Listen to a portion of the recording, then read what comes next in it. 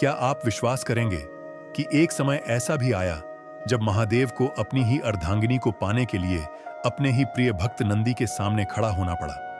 यह कोई साधारण कथा नहीं, यह उस लीला की कहानी है जहां एक क्षण की भूल ने शिव और शक्ति को अलग कर दिया।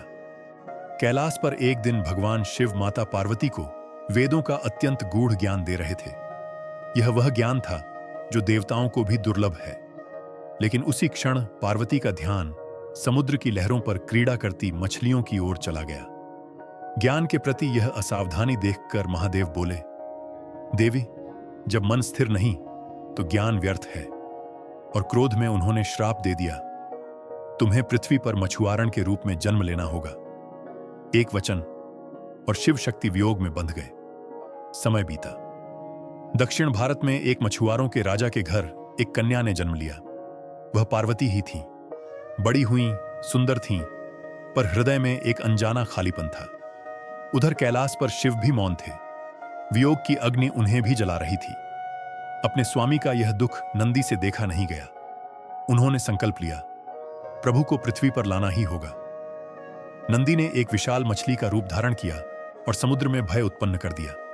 नाव डूबने लगी। मछुआरे त्रस्त हो गए। राजा ने घोषणा की, जो इस भयानक मछली को वश में करेगा वही मेरी पुत्री से विवाह करेगा। अनेक योद्धा आए, सब पराजित हुए। तभी एक तेजस्वी युवा समुद्र तट पर आया। वह साधारण नहीं था, वह स्वयं महादेव थे, मछुआरे के वेश में।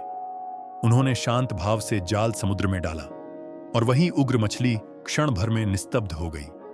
नंदी ने अपने प्रभु को पहचान लिया और स्वयं को उनके जाल में समर्पित कर दिया। शर्त पूर्ण हुई। राजा ने अपनी पुत्री का हाथ उस वीर मछुआरे को सौंप दिया और इस प्रकार एक श्राप भी शिव और शक्ति के मिलन को रोक न सका। यह कथा सिखाती है, जहां प्रेम सत्य है वहां वियोग भी मिलन की तैयारी होता है। और नंदी, वह केवल वाहन नहीं, वह भक्ति का प्रतीक है जो अपने स्वामी के लिए लीला भी रचते हैं। हर हर महादेव।